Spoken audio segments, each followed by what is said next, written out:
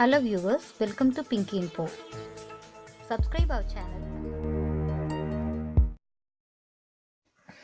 ஈஸியான நல்ல ஸ்பைசியான chicken gravy எப்படி செய்யலாங்கிறத பார்க்கலாம். வாங்க வீடியோக்குள்ளே போகலாம்.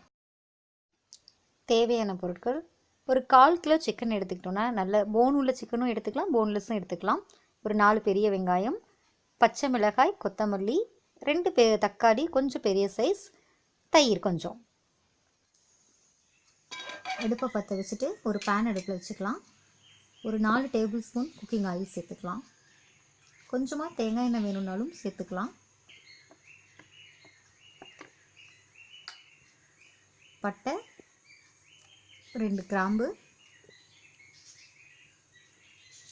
ஏலக்காய், பச்சை மிளகாயை நீல வாக்கில் நறுக்கி சேர்த்துக்கோங்க.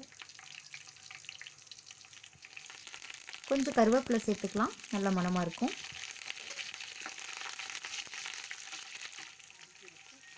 நீல வாக்கில் நறுக்குன வெங்காயம் 2. வெங்காயத்தை கொஞ்சம் நேரம் வதக்கணும். கொஞ்சம் வதங்கினதுக்கு அப்புறமா இஞ்சி பூண்டு பேஸ்ட் சேர்த்துக்கலாம். 2 ஸ்பூன் அல்லது ஒரு 1.5 ஸ்பூன் சேர்த்துக்கோங்க, போதும்.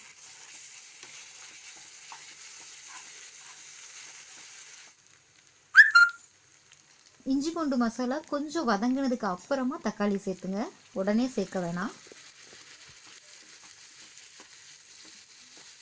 தக்காளியை ரொம்ப பொடிசாக நறுக்கணுங்கிற அவசியம் இல்லை, கொஞ்சம் பெரிய சைஸ் துண்டுகளாகவே சேர்த்துக்கலாம்.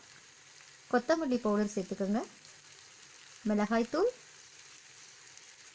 மஞ்சள் தூள், இந்த டிஷ்ஷுக்கு தேவையான அளவு சால்ட்டு சேர்த்துக்கோங்க. காரம் அவங்கவுங்களுக்கு தகுந்த மாதிரி சேர்த்துக்கலாம். காரம் கொஞ்சம் கம்மியாக வேணும்னு நினச்சிங்கன்னா பச்சை மிளகாவை குறைச்சிக்கோங்க.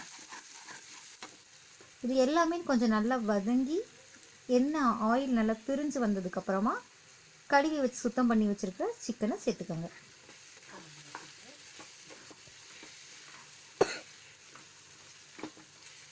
நம்ம ப்ரிப்பேர் பண்ண மசாலாவில் சிக்கன் எல்லாம் கொஞ்சம் நல்லா கோட் பண்ணிவிட்டு ஒரு 2 மினிட்ஸ் அதுலேயே நல்லா வதக்கிட்டு அது கூட கொஞ்சம் தயிர் சேர்த்துக்கணும். இந்த டிஷ்க்கு தயிர் சேர்க்கறது அவசியம்.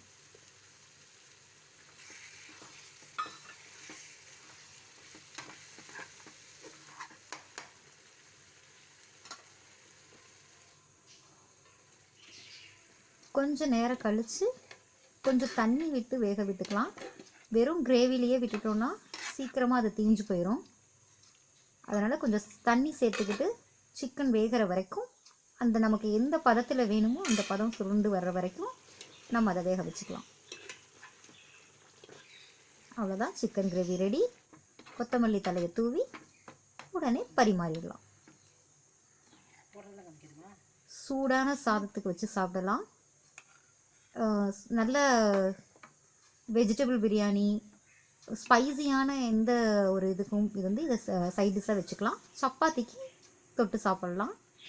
இந்த டிஷ்ஷை ட்ரை பண்ணி பார்த்துட்டு மறக்காமல் உங்களோட கமெண்ட்ஸை சொல்லுங்கள். இந்த வீடியோ உங்களுக்கு பிடிச்சிருந்தா லைக் பண்ணுங்கள், ஷேர் பண்ணுங்கள், மறக்காமல் சப்ஸ்கிரைப் பண்ணுங்கள்.